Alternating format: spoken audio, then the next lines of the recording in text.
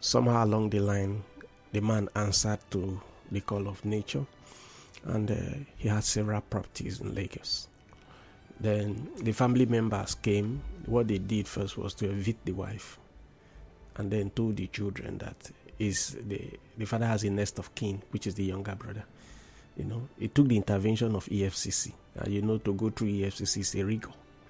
So every man should begin to create the awareness, in the family first. And then we should also start by implementing the legislation, the relevant legislation around this part of the world. Perhaps it will help to cushion the harsh effect we have on the girl child. Mr. Isaac, away from this particular issue, many times when you go against tradition, because there's always a way that people do things, right? There are rites of passage for this, or this is how we do here.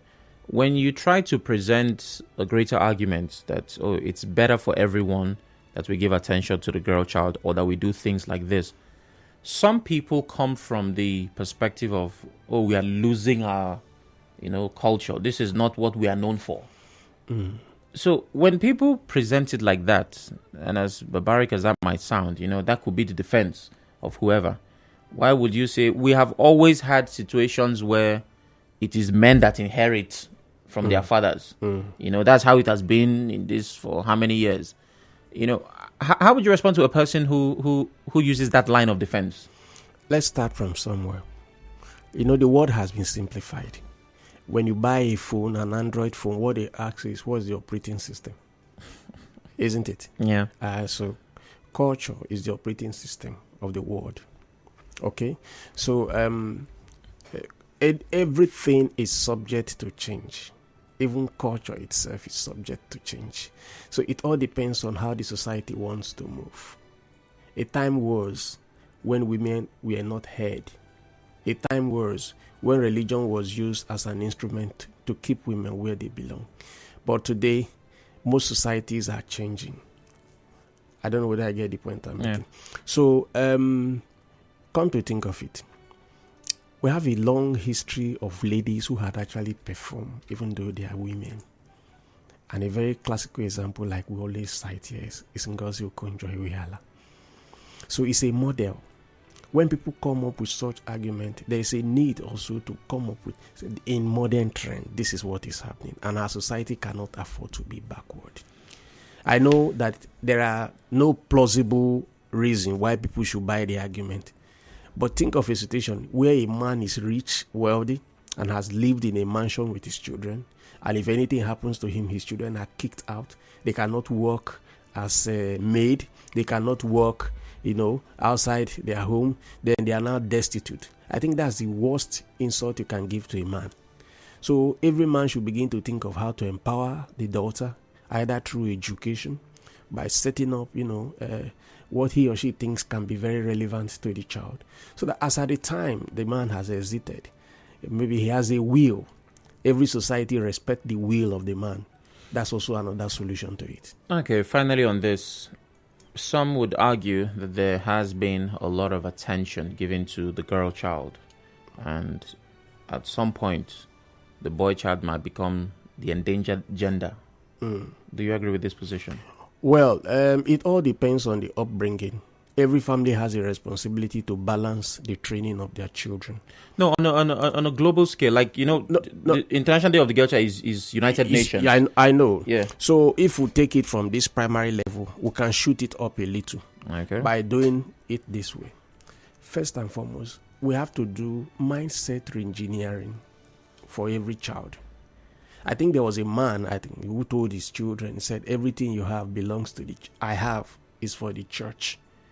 But as long as I'm alive, please take the much as you can, because if I leave, the church will take over my property. That's a charity he has actually endorsed.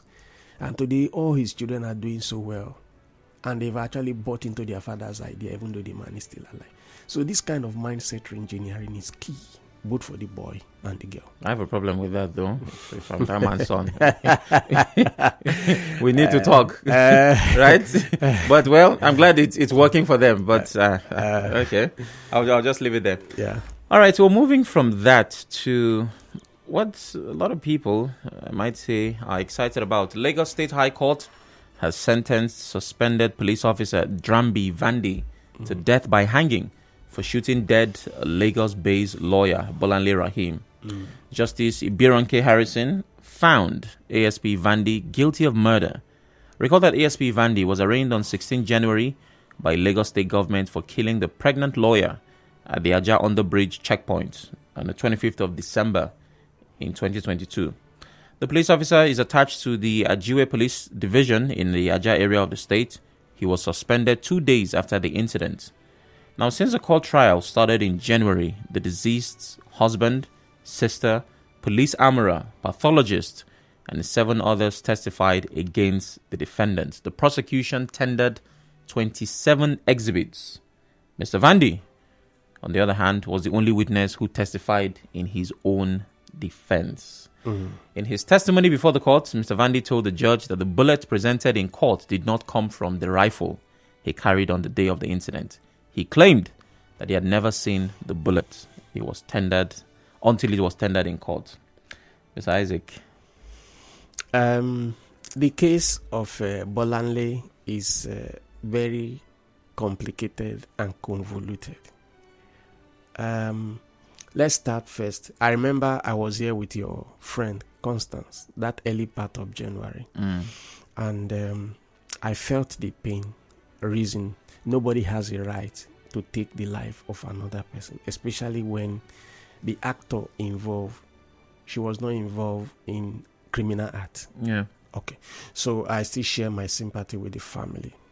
Having said that, Sam, there are different dimensions to the judgment. First and foremost, I am of the opinion that the Lagos State government took up this issue because it was during the electioneering period in order to get, the general support of Lagosians, knowing fully well that Sanwo-Olu was going for a second tenure. Okay. Otherwise, there were a lot of people that have been killed before now. But this lady's case had a speedy trial. That is one. Then secondly, another dimension to it is that we condemn the police every day, that policemen are brutal. But a situation where policemen can actually testify against their colleague actually shows that they are not in tandem with Drambi. Yeah. That's one. Now, another side to it is this. Bolanle is a lawyer and she's also pregnant. Now, the legal community has interest. Besides, the common man on the road believe that what you can do to a pregnant woman is to be nice to her. It is natural.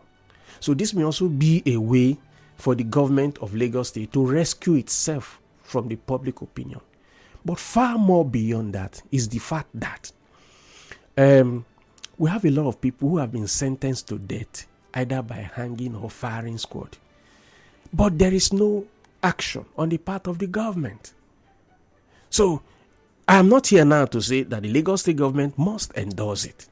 But what I'm saying is that ourselves are full of people who are referred to as condemned criminals as a result of court processes, and the state government will not want to endorse for obvious reason.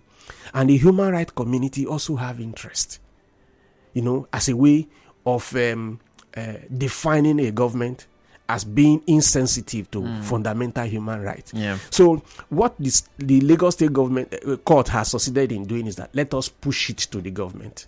And I can assure you that in the next 4 years, Sanwo-Olu will do nothing. Okay. First of all, many times these cases are treated based on the attention that it got. Yeah. And I hate that I have to do this, but classic example, Chima Ikunado. Of course. Right here in Rivers State. Yes. Because there was a lot of attention. Public attention. Exactly. All eyes on. This case was similar to that. I remember the president, Muhammadu Buhari, made a statement on this case. Sanwo-Olu said something. MBA. It was everywhere. Because, of course, it was on Christmas Day last year. So this was the biggest story in the country at the time. So naturally, the state government had to do something. Of course. Many of the other cases, and I'm not saying, they don't deserve justice, may not have gotten, this kind of speedy dispensation and delivery of justice because it did not get as much attention. You didn't have a lot of people in high places making official statements to the press about this. So if you look at it from, that position, my argument is that it might not be because we were heading in the direction of an election. It might just be because of the attention the case got. Well, Sam, like I always tell you, opinions are sacred. So that's a direction. But what we're talking here is an empirical review of the case. Okay. We've got a lot of people, all right, who are involved. Now, come to think of it, the man has not been suspended, or has only been suspended. Yeah, after 2 days. After 2 days. Yeah. But the Nigerian police will not pay compensation. Well, we have to take this break. When we return, of course, Mr. Isaac would have a whole lot more to say. Please stay with us.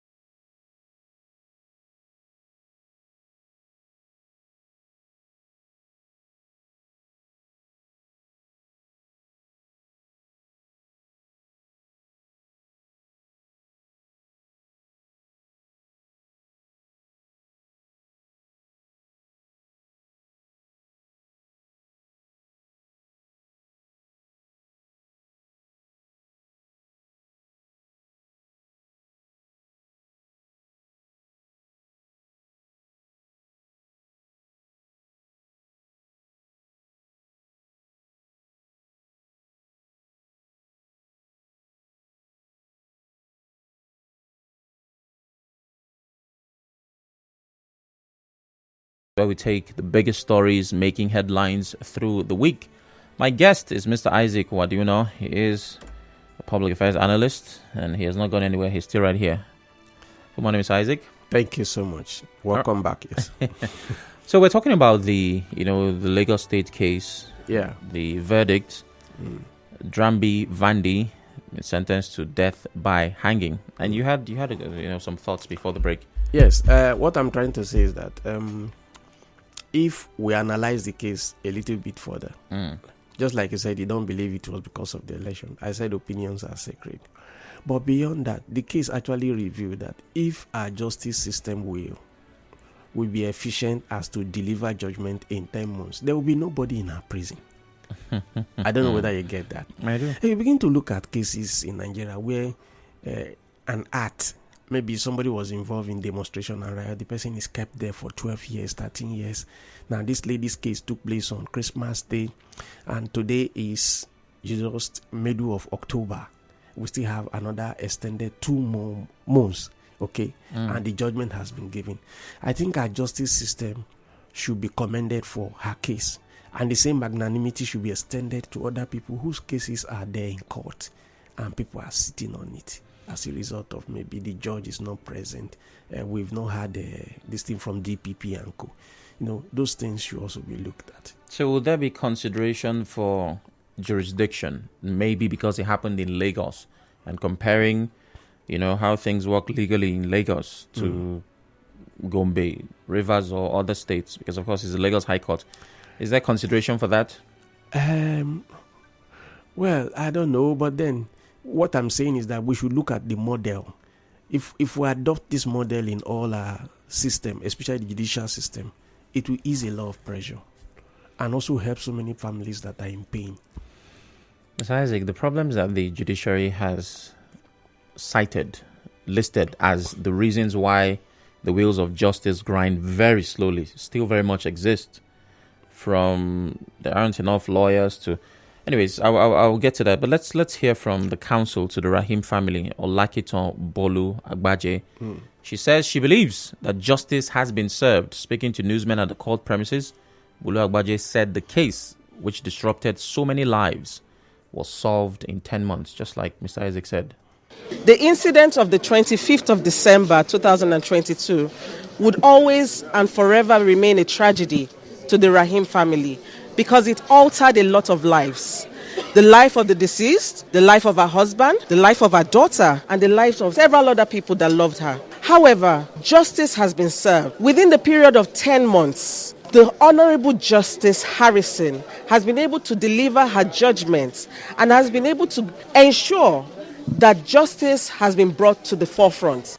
So, Mr. Isaac, the same problems still exist. Every time you talk to a lawyer or a person in the judiciary, they say, if you see what judges have to do, if you see the case on their... sometimes, before they, just go through the file. And, we've had this for, how many years? I'm like, is there no solution in sight? These problems still exist. So if we're asking that, just like Lagos, we have cases, that spend not too long in court. Have we solved the problems connected to the reasons why it even happened in the first place? Well, it's a two-way answer. You understand? The first answer is that if our judiciary, if they want to work, they will work. The last time I heard that, it was with the police. They say if police want to work, they will work. Yeah, no, that's the same thing that applies. It's a Nigerian thing. Okay. If they want to work, they will work. I also believe that to a very large extent, there is a sentimental attachment because the lady involved is a lawyer. And that's one reason why. True. Yeah, they are saying, this is our own community. We can do that. What I'm asking, just like I said before, the same magnanimity should be extended to other cases. So that because we are all Nigerians, I don't believe in her concept of justice has been served, which is relative. Do you understand? Because I still know that there's an appellate court up there. Yeah. So let's begin to look at that. Let's hope that those ones too wouldn't delay. But for now, Mr. Brambi is going nowhere. What I mean is going nowhere. he's still at the custody of the government. Only time will tell when he will leave there. All right, we'd like to hear from you, your responses and reactions to what we've taken so far. And there's a whole lot more waiting. We've spoken about International Day of the Girl Child and the Lagos State High Court sentencing a killer cop to death by hanging. Coming up next, we'll be talking about a wave of killings this week. Shootings in different parts of River State that led to the death of different people. 0817-923-0002. 0817-923-0003. WhatsApp is 080-903-06416. Please turn off your radio as you call so we can have a smooth conversation. And when you do call, please go straight to the point so we can let others also reach the studio. Okay, to our next story. 3 men were killed by gunmen at different locations in Port Harcourt. One of them, an e-hailing cab driver, Emmanuel Daniel, he was shot dead along the Uwadiunor area. His widow and mother of 3, Ebere Daniel, told correspondent Emeka Otuka that her late husband was shot by 3 of his passengers. Mrs. Daniel is now seeking justice over the incident. So yesterday he told me that he let him go and correct the tracker.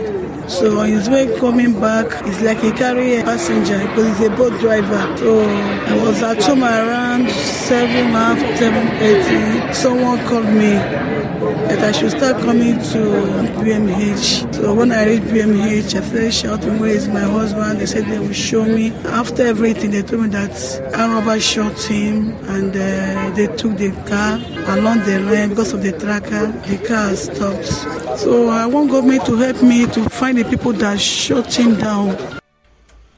Also speaking, chairman of an e-hailing drivers association, Goodluck Ihanacho, says more than 5 e-hailing drivers were killed in the past week. Mr. Ihanacho also said there was a high rate of violence against e-hailing drivers in Port Harcourt. We are having serious challenge about security in the night and the day. Many of our drivers are being kidnapped, take over their car. In a couple of 1 week now, we are having at least 5 records of killing of e-hailing boat drivers. We are no longer comfortable with it. In River State alone, we have 6,000 drivers operating at night. But out of the 6,000, every night we must have one incident or another. Many police stations know about it. Please, we call of the Commissioner of Police to come for our rescue. We are molested in different ways. We are being tortured. Some e-hailing drivers also shared their experiences with armed robbers in River State. They called on e-hailing companies to upgrade their application to reveal a passenger's identity when they book a ride. It's been like this for us. The security system is not really a good one for us, and boat is not helping in this matter at all. We've written to them severally. We need to have details of these passengers we are carrying. They should also get their pictures the way they have our pictures as drivers. But boat is not doing this yet, and it's giving us serious concern. If they had the details of this rider that has done this to him, it's easy for us to track them. We just did a burial of one Dagogo about a month ago. Only last month we've had about 3 incidents like this. We've had all of this, and it's very tough for us. It's not easy. In the night, you can't work again because definitely every day, stealing of cars, you have something of a killing of a boat driver, and you're walking away, you're scared. Mostly Zealand houses, town houses, Bogoro houses, almost 3 incidents yesterday at the same time. All right, so that's the first one. The second, another man, Roland Asuru, was shot while driving at Wapara Street, Old Aba Road, at around 8 p.m. Mr. Asuru, a relative of a former commissioner in River State, was accompanied by a friend in his Toyota Camry when he was attacked. Our correspondent who visited the family gathered that Mr. Asuru was rushed to the military hospital where he was confirmed dead. His body has been deposited in the mortuary. Mr. Asuru is married with children. His close friend who was with him in the car, Rollins Obot, recounted what happened.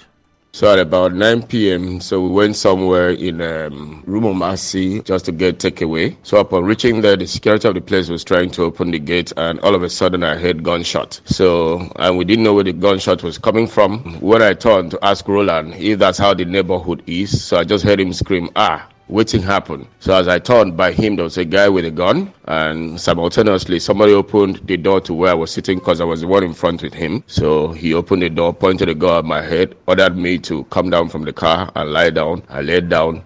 He asked for my phone. So he snatched my watch from me, and I removed my pair of shoes. In the same vein, a mechanic identified as John Okun was also shot dead around Mile 1 Diobu, Port Harcourt.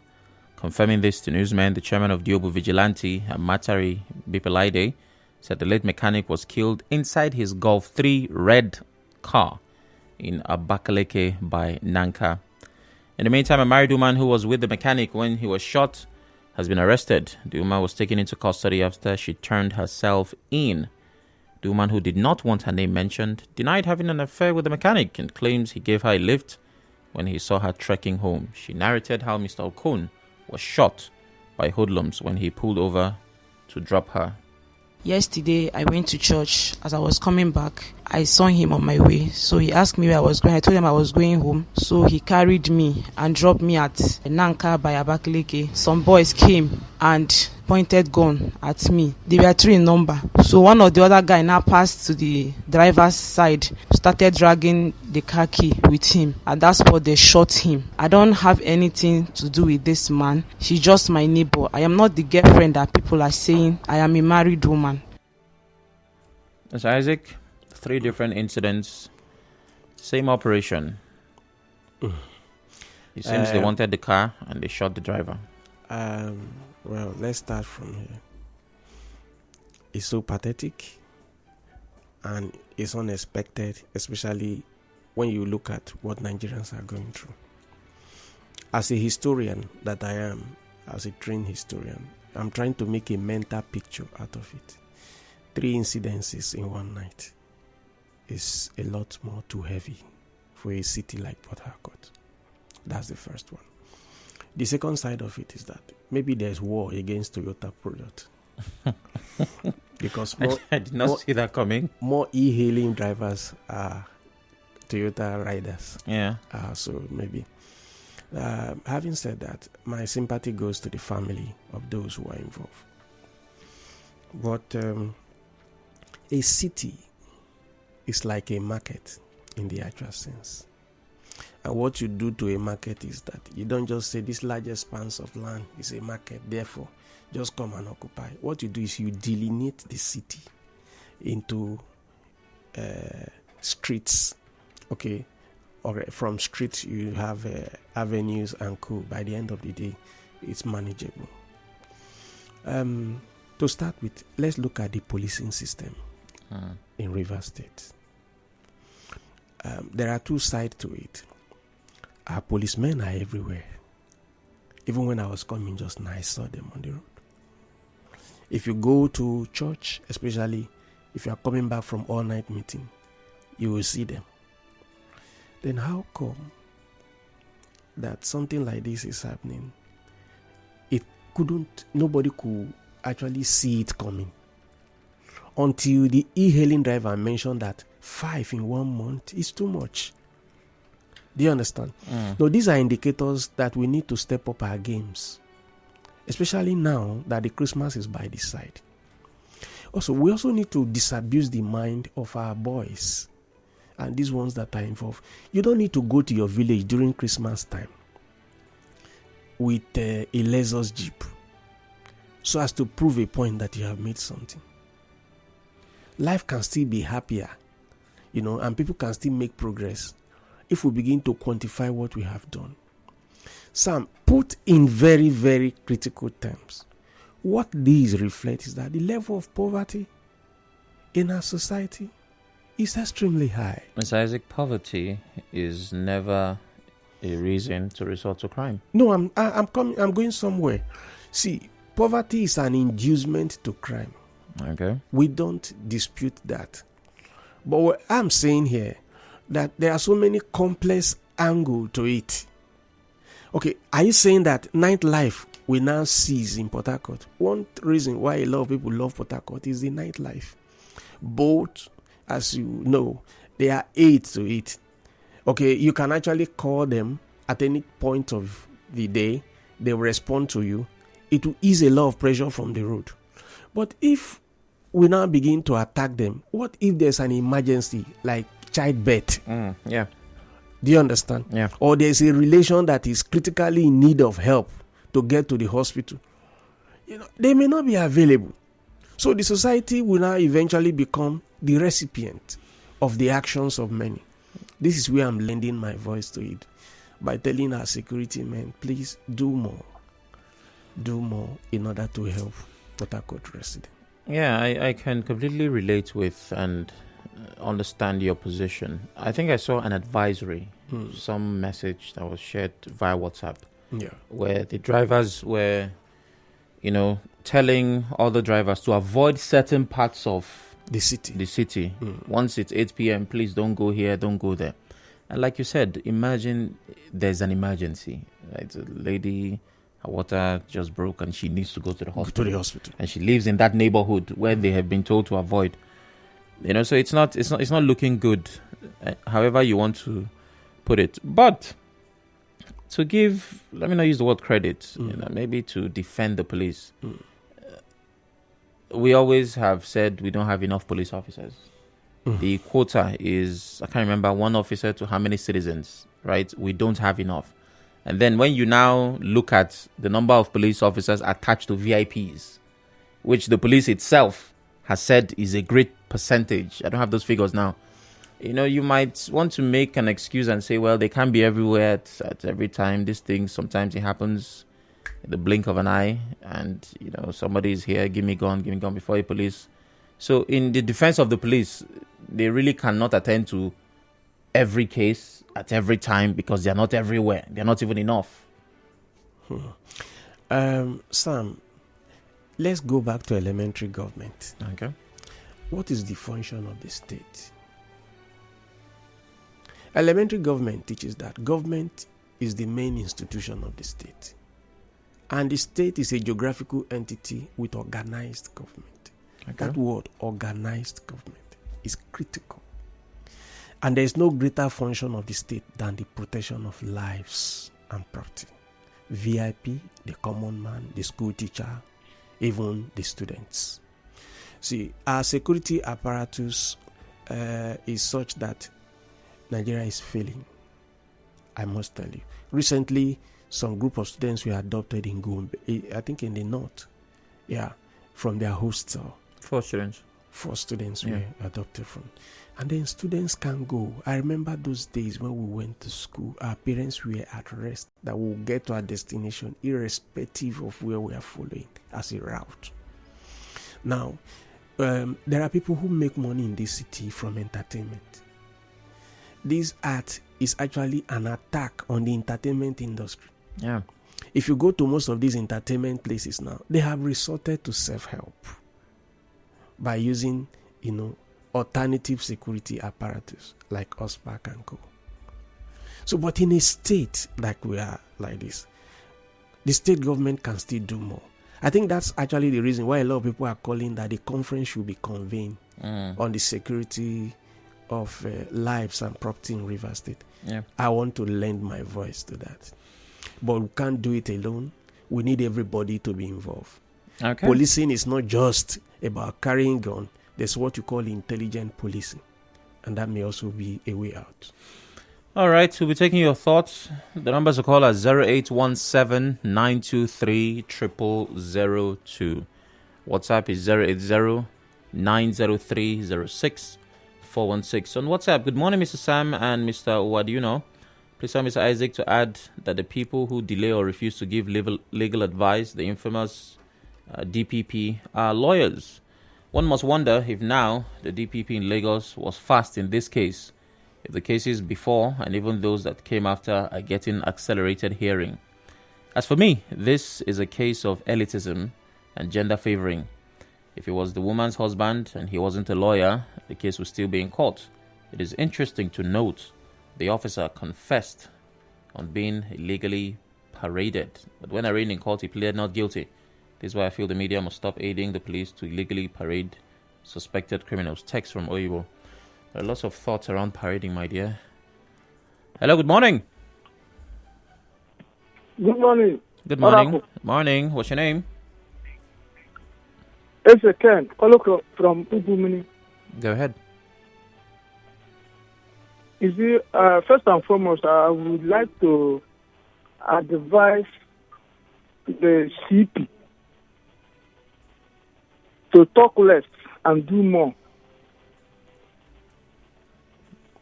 That is my advice to him. Why do you say so? Then pardon? Why do you say so? Because I always overheard him through the radio giving account of how his people are dealing or arresting some criminals.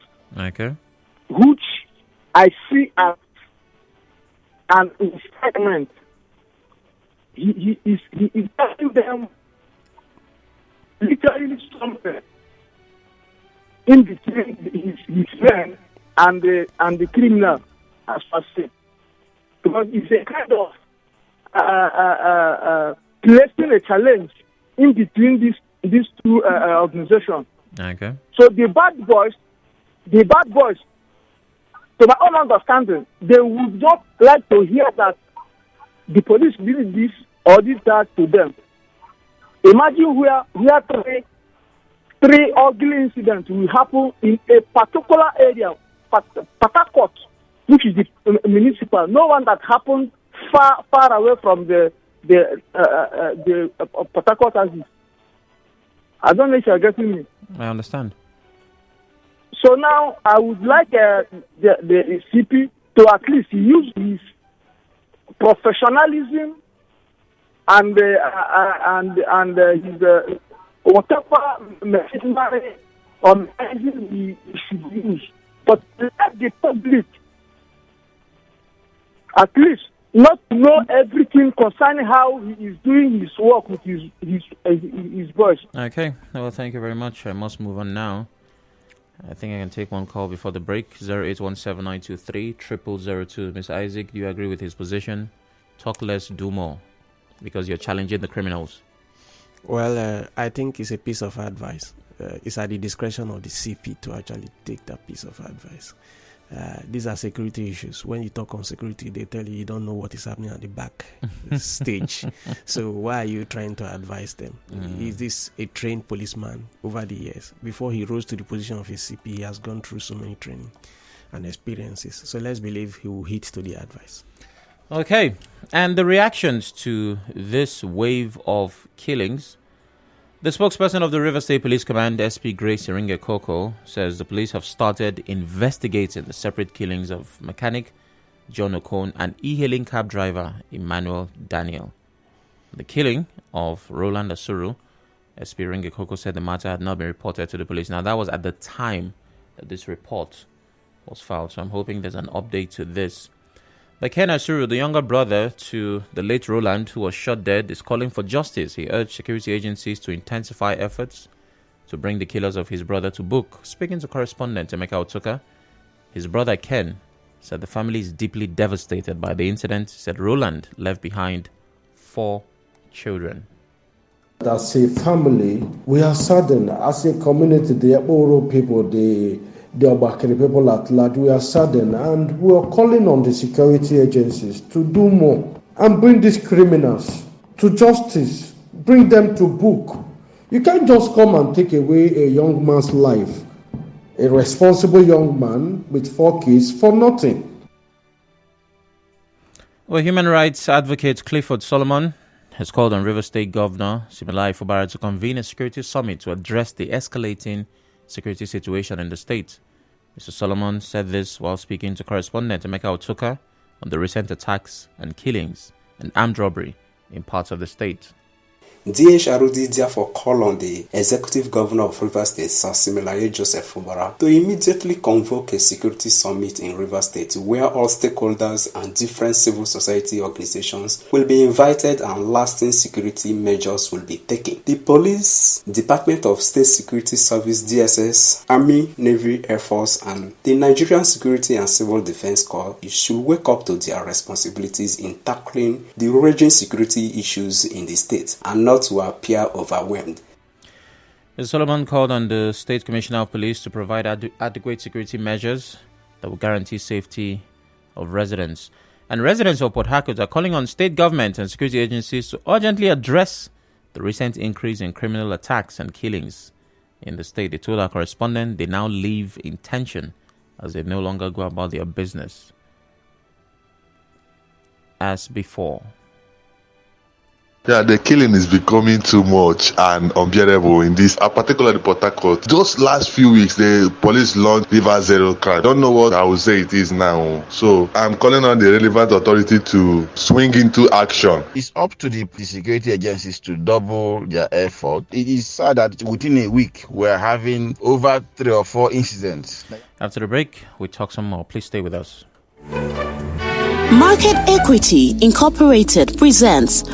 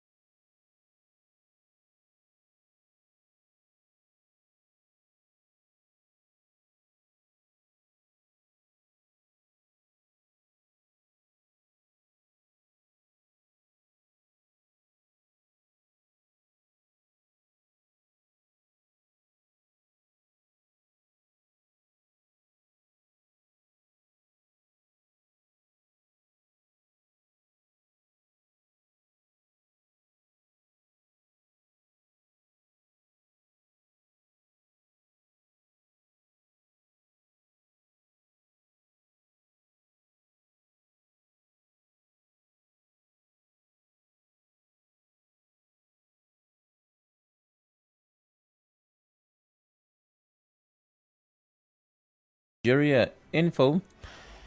The Labour Party's presidential candidate Peter Obi has asked President Bola Tinubu to address Nigerians on his true identity. Mr. Obi made the call in a media briefing. He said it is the president's responsibility to clarify his identity and not delegate the task to others, as he owes it to Nigerians. He emphasized the need for trustworthy leadership. Chief Ahmed Bola Tinubu still owes the nation and the world a simple debt of obligation only he can discharge. I therefore respectfully call on him to personally mount the rostrum of his present high office to perform a simple task. He should reintroduce himself to the nation he governs and to the world for avoidance of further doubt. He should let the world know his name, his nationality, his place of birth, his parentage, the primary and secondary school he attended with dates, as well as the actual universities he attended and certificates obtained.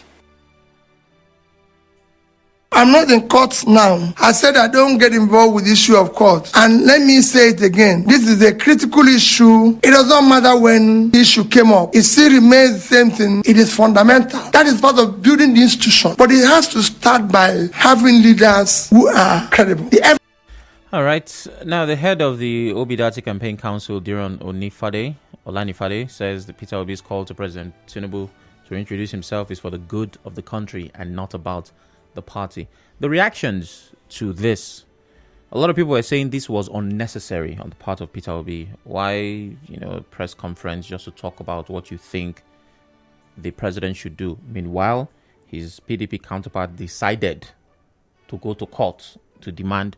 So they're saying, some, of course, prefer Atiku's way of speaking through action and not Obi's way of calling for a reintroduction. What is your take, very quickly, Mr. Isaac? Obi is a citizen and he's a stakeholder. Obi can always be a boy. Obi is not a man. So, and the beauty of being a man is that you take decision on your own. Okay. So Obi has taken a decision not to go to court, but he has a right to speak out as long as it's not injurious to the president. That means we have an equal stake. We also have the right to say the president should introduce himself, because the most important position is the position of the citizen. Well, we are in a process. Just wait. You responded from the position of citizen. You're a citizen. I'm a citizen. Obi is a citizen. Whoever's listening in Nigeria is very likely a citizen. Yes. That means we can also, while we might not have the luxury of a press conference, demand that the president reintroduces himself. It's possible. There's no doubt about that. In fact, that's the best thing he should do. Okay. Well, thank you very much, Mr. Isaac. It's always a pleasure. Thank you. Sharing time and space with you. Thank you, Rivers people. I appreciate it. Thank you, Sam and Nigerian Info. All right. Have a nice day. Yes, indeed. That's it on today's episode of The Front Page. Join us next Saturday at 8 a.m. to catch the updates on the biggest stories making headlines for the week. The news around the world comes up now. And after that is Standout with Patrick Uduma. Stay with us.